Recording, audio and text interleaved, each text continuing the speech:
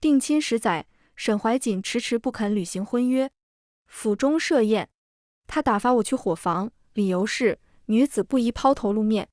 可我却听到仆妇私语：大人欲迎娶世家女，阿运姑娘出身商户，自然只配做妾。我在灶台枯坐整晚，天光乍亮时分行至出府小门，小厮笑着打招呼：姑娘这么早去哪儿啊？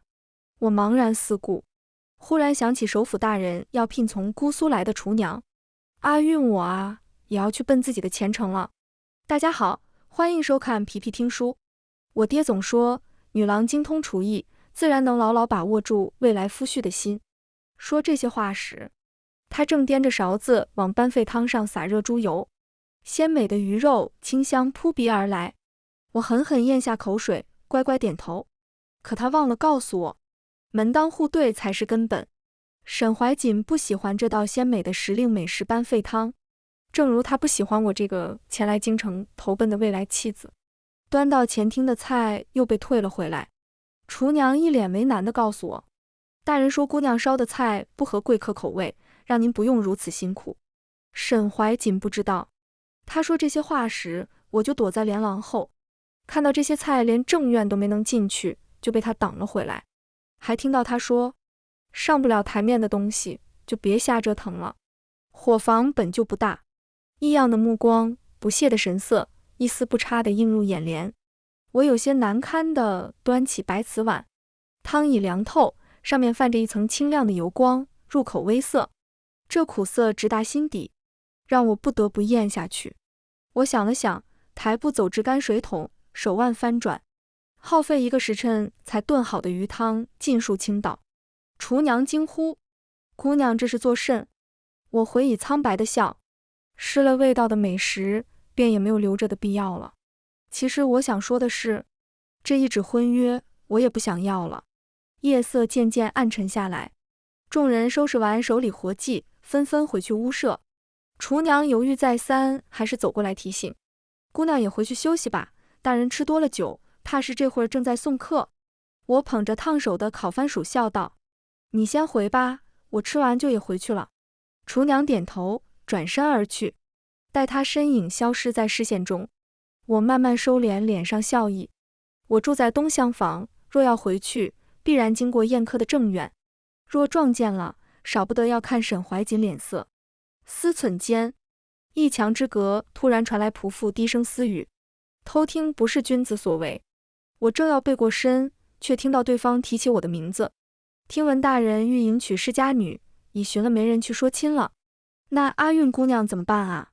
问话的人难掩惊讶，不由拔高了音量。我心头猛然跳动，只听对方哼了一声，万分嫌弃地回道：商户女自然只配做妾。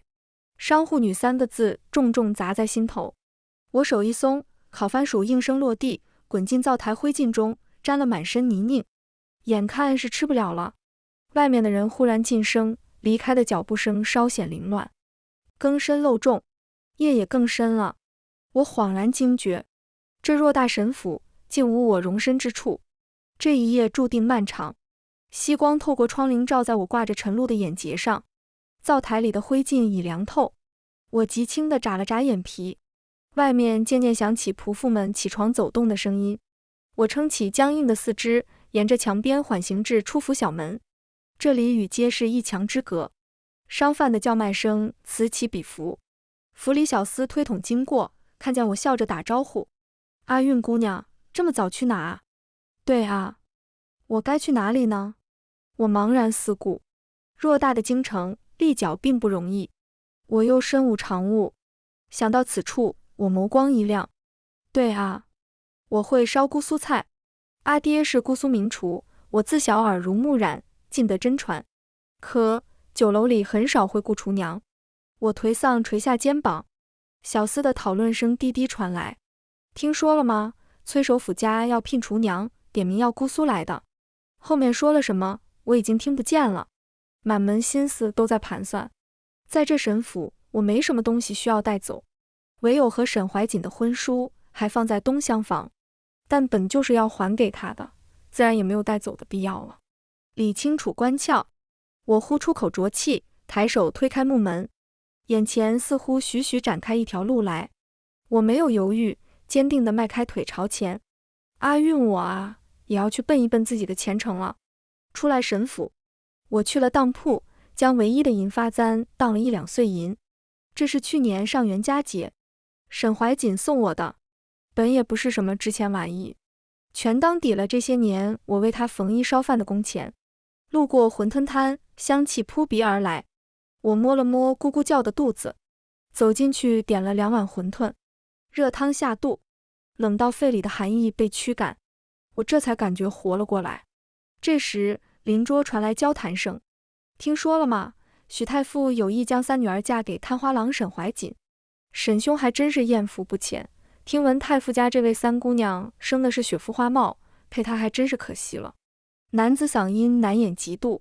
另一人道：那可不，据说他还有一个自小便定下的婚约，那女子好像是江南人，就是门第低了一些，出身商户，若3姑娘容得下，勉强也能做个妾室。2人艳羡不已。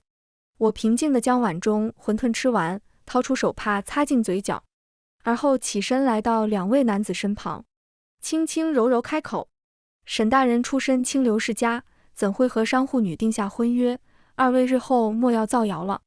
其中一位男子愣了一瞬，而后坦荡抱拳：是我等多舌了，望小娘子莫要怪罪。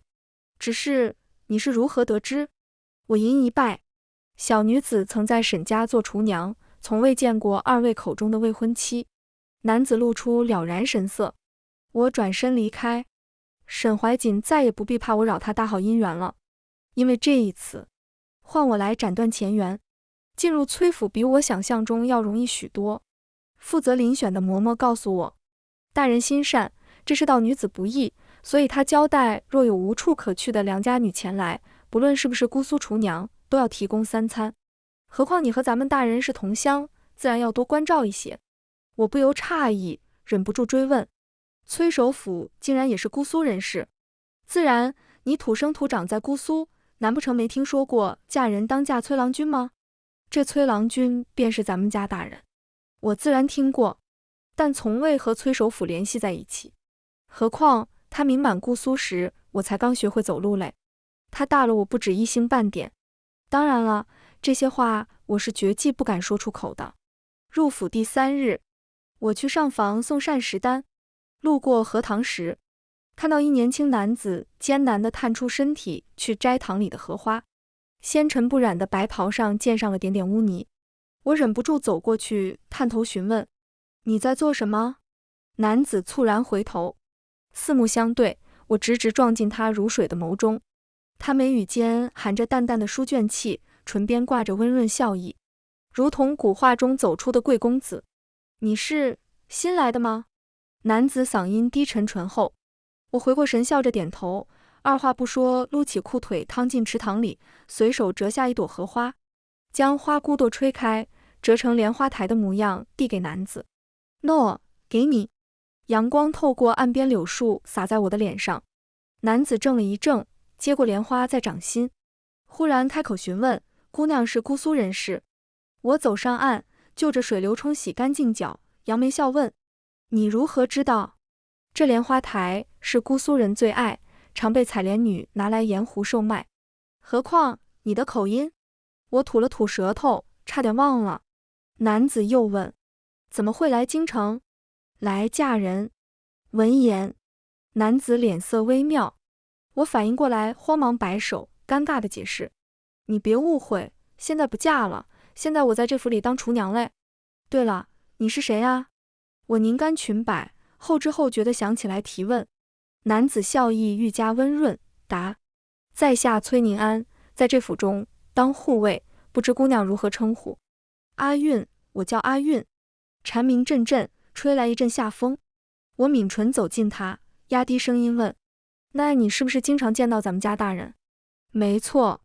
那他这么老了，怎么还不娶妻啊？过了好大一会儿，崔宁安皮笑肉不笑，道：许是太老了，没人要吧。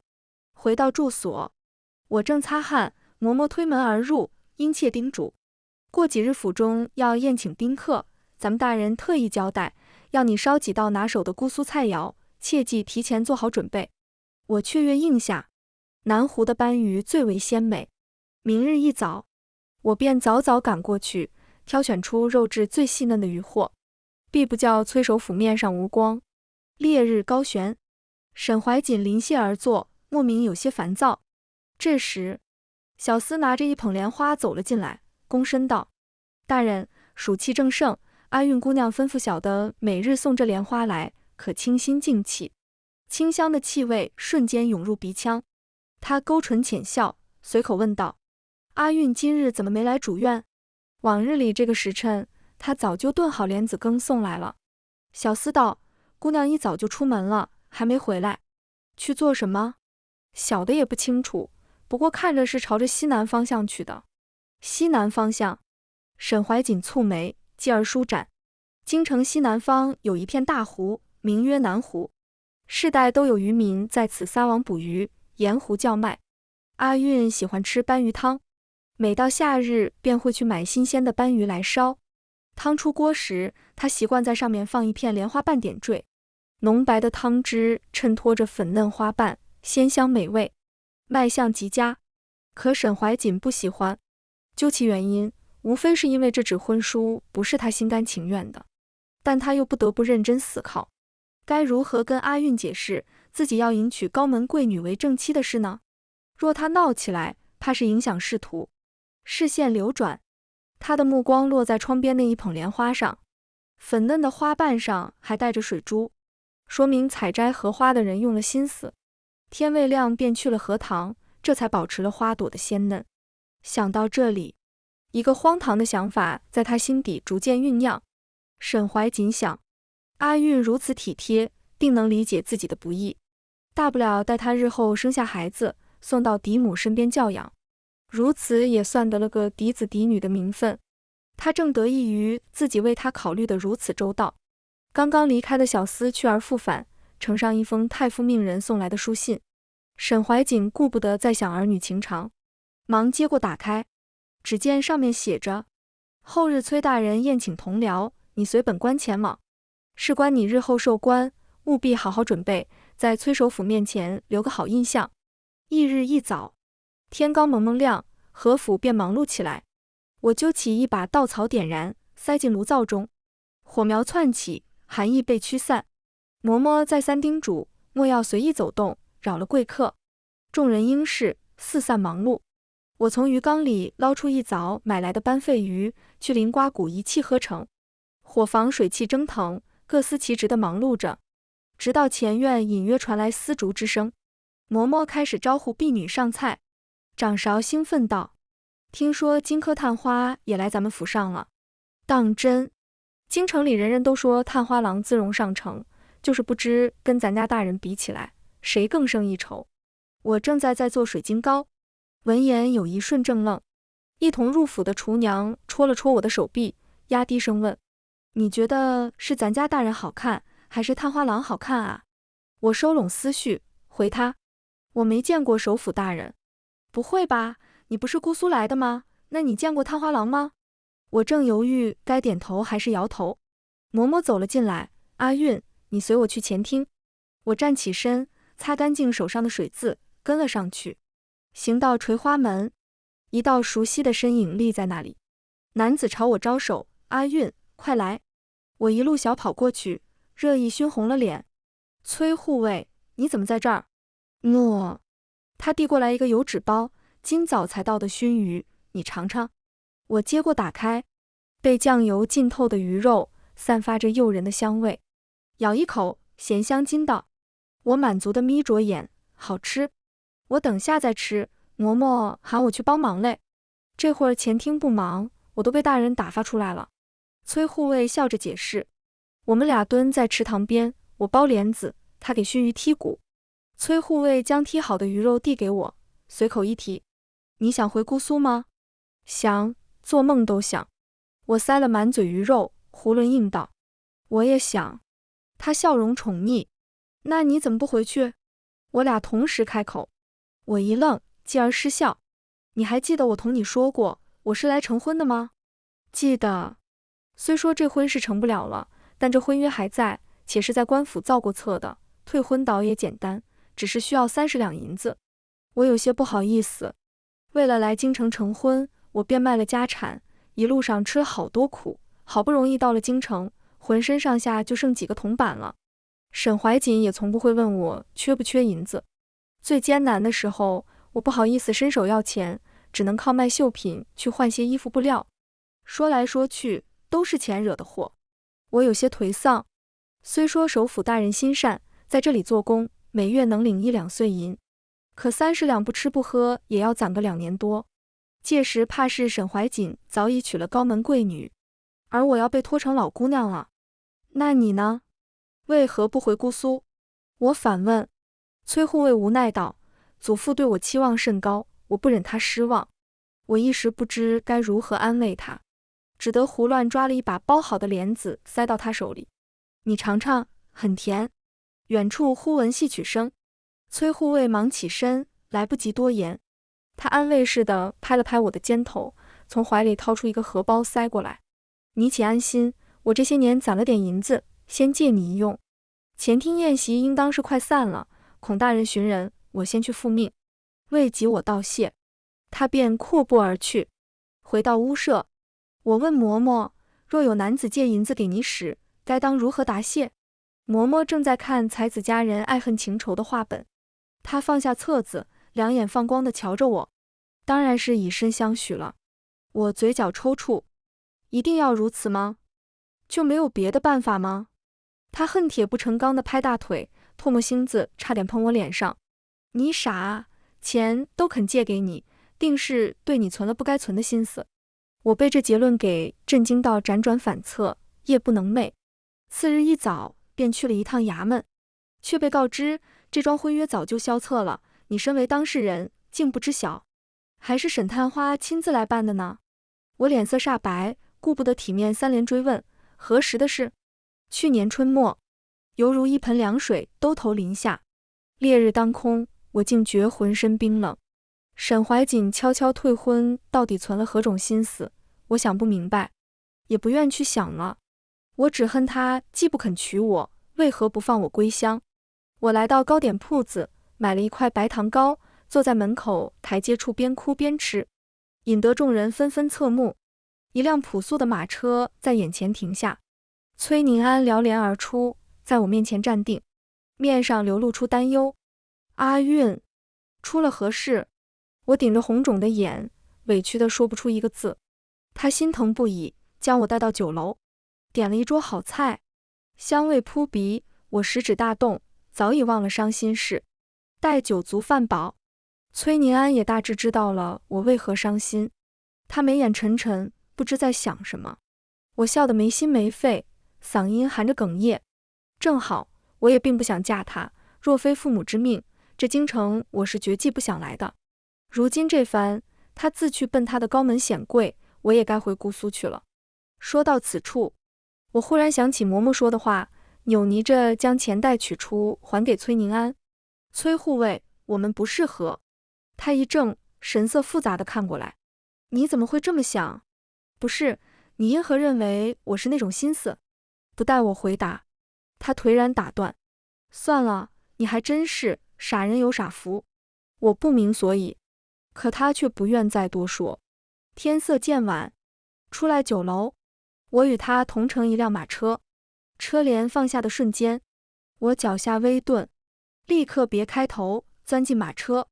车帘落下，亦挡住了某人探寻的目光。熟悉的素色身影一闪而过，沈怀瑾满心疑惑，那女子身形和阿韵竟如此相像。沈公子，你说什么？许嫣然甜美的嗓音柔柔传来。沈怀瑾骤然回神，忙打起12万分精神应对太夫之女。待将京城有名的胭脂水粉铺子逛了个遍，许嫣然这才满足而归。可这却苦了沈怀瑾，他面如菜色回到府中，闭眼吩咐，让阿韵炖点去暑气的汤来。四周寂静，无人回应。他烦躁地睁开眼，怎么？我使唤不动他了？足足大半个月都不见人影，若是无用，便早些从我沈家滚出去。连日来陪有许嫣然，已让他满肚子牢骚。今日偶遇同窗，又听得他们暗讽自己靠裙带关系，一时心火正旺，无处发泄。偏生阿韵也来触自己眉头。书童端着莲子羹走进来，忐忑不安地回禀：大人，阿韵姑娘不知去了何处，刚着人去请，屋内无人应答，可问了门房。说话间，门房脚步凌乱，擦着汗朝内室奔来。大人容禀，姑娘自上次出府，便再未回府，小的也不知道姑娘去了何处。什么？沈怀瑾猝然坐起身，发丝垂落，衣袍松散，可他顾不得整理，起身朝外奔去，竟是直直往偏院而去。书童嘀咕：大人不是不喜阿韵姑娘吗？怎地如此失态？可他只敢腹诽，脚下却不停，赶紧跟了上去。偏院落了一地的树叶。沈怀瑾蹙眉：阿韵喜静，乃次他来此，都是整洁一心，从未如此这般。推门而入，一室孤冷扑面而来，就连妆台上都落了灰，俨然是有段时日无人居住。沈怀瑾忽觉头晕目眩，他极力稳住身形，眼前一闪而过的却是今日于街市所见的那道身影。可阿韵是外乡人，怎会乘坐崔大人家的马车？沈怀瑾下意识否定这种可能性，他竭力冷静下来，命家仆去打听，若阿韵把婚约的事散布出去，他攀附许家的事便是纸包不住火。文人最重风骨，届时怕是仕途艰难。直到此刻，他所思所想皆为自己。连续数十日的酷热后，大雨倾盆下，10天时间足够沈怀瑾将阿韵的行踪摸个清楚。小厮站在廊下回话，声音被雨水掩盖，他不得不拔高音量：大人，月前您宴请许太傅，姑娘便是那时出了府，还去城西的馄饨铺子吃了2碗馄饨。对了，还是您的同窗宋大人告诉小的，有姑娘自称是曾在咱们沈府帮工的厨娘，崔大人府上正好在找姑苏来的厨娘，那姑娘便去了。从画像上辨认，正是阿韵姑娘。话音落下，天边忽然炸响一声惊雷。沈怀瑾忽然想起，那日随同许大人去崔府赴宴，熟悉的班费汤，熟悉的一瓣荷花，熟悉的莲香味道，还有角门处一闪而过的熟悉身影，不曾想竟是阿韵。下雨如河水倾倒，下个没完没了。今日是我启程回姑苏的日子，辞别嬷嬷，崔宁安借了府里马车前来送我去码头。路行一半，有马蹄声阻在车前，我掀开车帘，露出意外神色，竟是沈怀瑾。隔着雨幕，他沉声唤阿韵，语气很冲，似裹着滔天怒气。我被吓到朝车内躲，崔宁安撑伞下车，挡在我们之间。沈怀瑾终于看到还有旁人，他目光一凝，不可思议开口：崔大人。我有些意外地看了一眼崔宁安。崔宁安问：沈大人，可是来给阿韵姑娘送行？话题被轻易转移。沈怀瑾露出探寻目光，开口斥责道：阿韵，你要去哪？别闹了，快跟我回去，莫要给崔大人添麻烦。我探出头：沈公子，我要回姑苏去了。他下意识上前一步，沉声训斥：胡闹，姑苏路途遥远，你一介女郎如何回去？何况你本就是来嫁人的，不是吗？说到嫁人2字时，他故意加重语气，似在说与旁人听。我有些无奈，耐着性子解释，自然是怎么来便怎么回去。当年我可以孤身一人前来京城投奔你，今日我便也能一人回姑苏去。被我一番话下了面子。沈怀瑾干脆掠过我，看向一旁的崔宁安：大人，我家阿韵这段时间给您添麻烦了，改日我定备上薄礼登门道谢。你聋了吗？什么？阿韵说了不想跟你回去，她是人，便有决定自我去留的权利。崔宁安冷声，却不想沈怀瑾笑得满脸宠溺。大人不知道，阿韵小孩子脾气，她有婚约在身，夫家就在京城。我都知道了。不等他说完，我直接高声痛诉：知道你婚约另许，知道你早已消了婚契，更知你欲要我做妾，狠心蹉跎年华。阿韵虽是商户女，却不愿做那高门妾。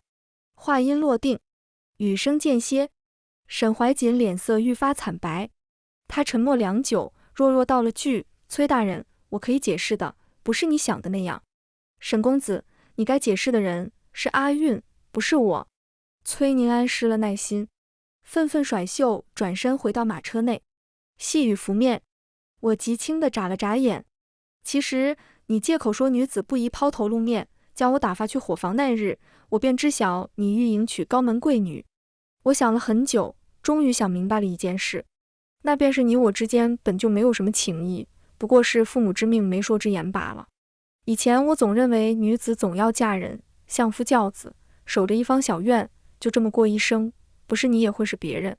可我又是便随父亲走街串巷，见识过外面的天地，得知你有悔婚之意后，我突然明白过来，这3年来我过得很不开心。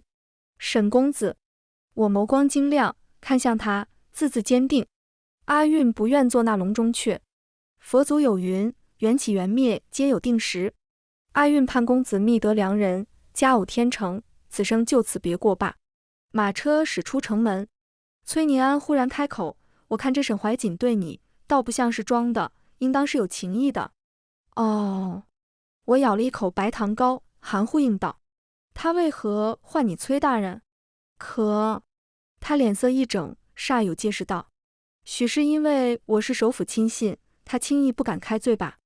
原来如此，害我还以为你便是崔首府本人呢。”不等他松口气，我又道：“好在你比首府年轻，不然我可真要误会了。”过了好大一会儿，崔宁安默默拈起一块白糖糕，径直塞进了我嘴里。多吃点，离了京城，想吃也吃不到了。就是，听起来莫名有些咬牙切齿。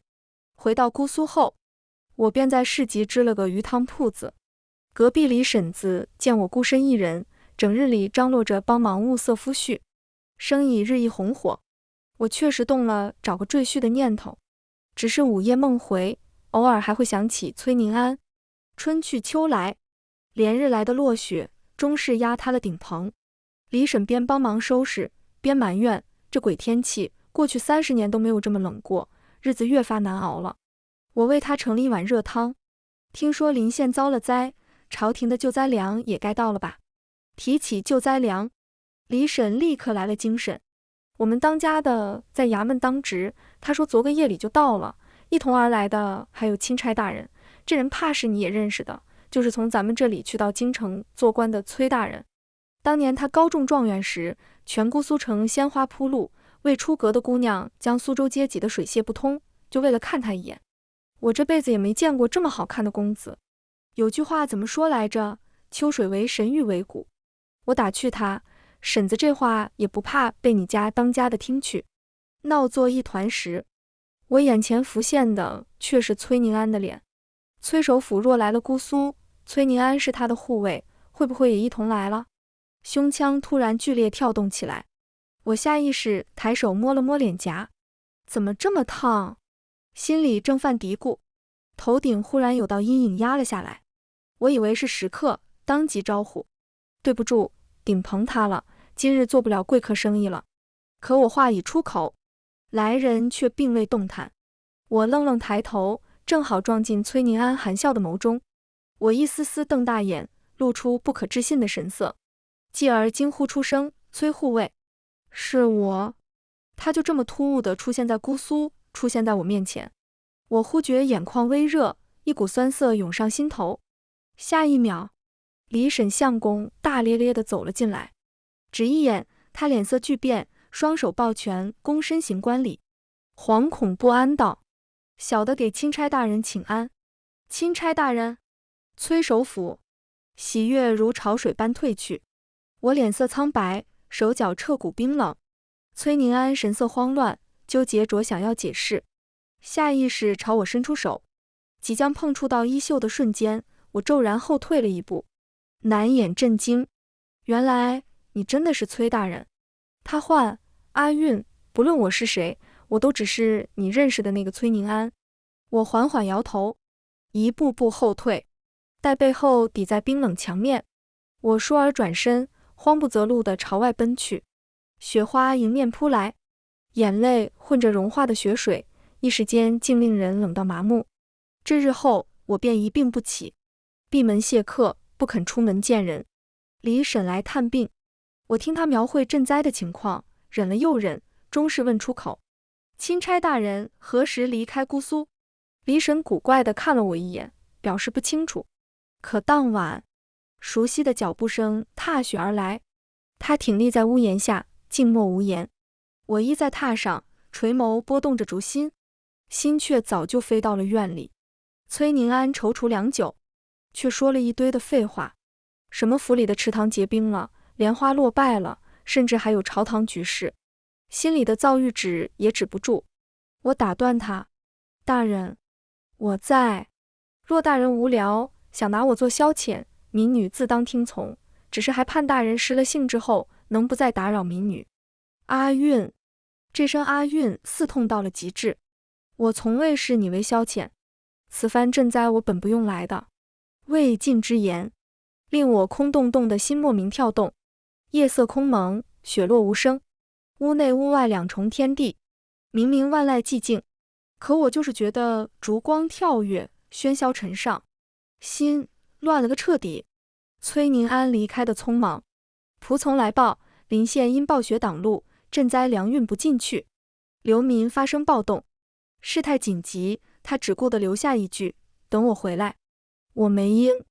可次日，我便病愈下床，重开汤铺，只不过却是将价钱从3个铜板一碗改成了1个铜板一碗，再附赠1张饼。一日来了个头发花白、一走3颤的老翁，他往内一坐，张口便吩咐：小丫头，给老头子做1碗鱼汤面。我应下，将面端上桌，却听他说：老头子没钱给你，能吃吗？我笑了：能，您啊，随便吃，不够了再加。奇了怪哉，开店做生意竟分文不收。话落，一旁的食客接话：老先生，您怕是不知道，阿韵姑娘心善，怜惜咱们灾民填不饱肚子，1个铜板随便吃，吃饱为止，就是没钱啊，也能来讨上1碗热气腾腾的汤饭嘞。是啊，是啊，姑娘是个大好人啊。众人你一句我一句。白发老翁挑眉，问起缘由。我静了一瞬，坦荡解释：因为我的心上人是个为国为民的好官，我虽配不上他，却也希望能为他做些什么。哦，为何说配不上？老夫看你就很不错。提起这个，我有些腼腆。我一介市井商户女，哪里配得上世家公子？老爷子莫要跟我开玩笑了。谁知他却狠狠一杵拐杖，起身便走。逆子，这么好的丫头要是飞了，我非剥了她的皮不可。看着她健步如飞的动作，我傻眼了。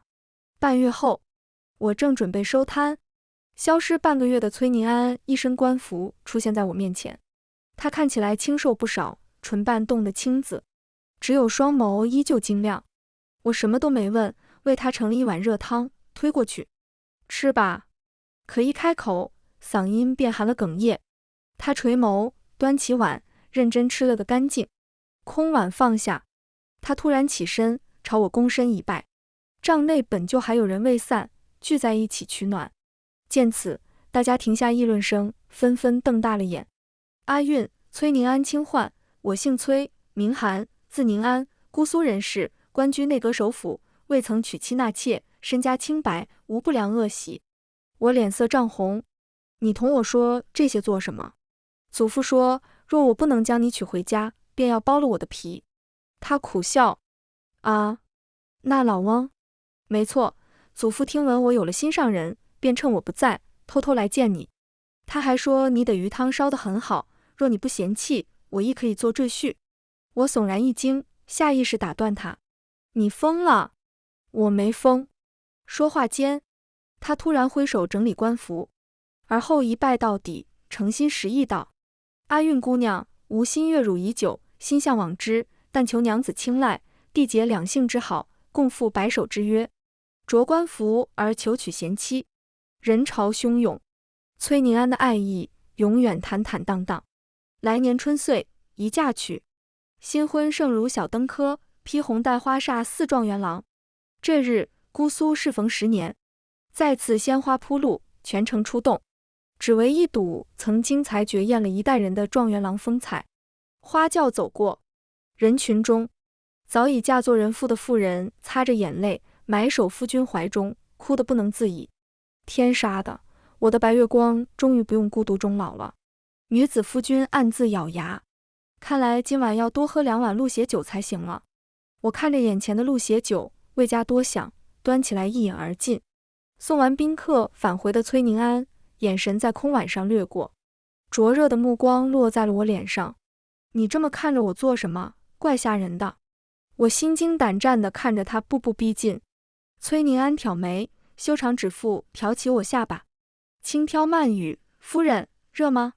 热气扑面，我顿觉头重脚轻，朝后倒去。他顺势轻身压下，含住了我的唇瓣，哑声道：“我来尝尝鹿血酒的滋味如何？”夜色漫长，我犹如一条垂死的鱼，挣扎着从帷幔中探出一条手臂，下一瞬又被他给捉了回去。崔宁安身上的汗滴落，砸进我的眉心，他心疼地吻去，可说出的话却让我一丝丝瞪大了眼。他说：“夫人，忍一忍，毕竟我老了，动作慢一点当属正常。”后来的无数个深夜，我都无比后悔当初的口不择言。沈怀瑾番外，坐着阿运的马车渐行渐远，直至成为一个黑点。我看着他最终消失在天边，心好似空了一块大洞。迎娶太傅之女这日，我曾与一商户女有过婚约的事，还是被爆了出来。许嫣然大怒，闯进阿运住过的偏院，砸了个稀巴烂。我送完宾客赶到时，他手里正捏着一张烫金婚书，当着我的面，他一寸寸撕碎，抬手一扬，婚书如雪花片片飘落。许嫣然抬脚将碎片碾进尘埃，不过是攀附我许家的玩意，竟敢骗婚，本小姐不会善罢甘休的。我颓然垂眸，未曾辩解一字。听闻今日也是阿运嫁人的日子，不知道她是否还会忆起我。3年后，我远赴边塞上任，许嫣然被宠坏了，竟明目张胆扬起了面首。直到此刻，我才明白，许太傅并非抬举我，也并非是想托举我，而是朝堂诡谲多变，只有将更多的棋子纳入棋盘，才能共御风险。而陛下早已忌惮太傅一脉许久，这便是崔首府多年未娶的原因。而他正因娶了许家女，才是仕途的终结。10年寒窗苦读，竟是满盘皆输。阿运很好，是他沈怀瑾不配。全文完，皮皮听书，感谢您的观看，每天上新精彩小说，喜欢就订阅吧。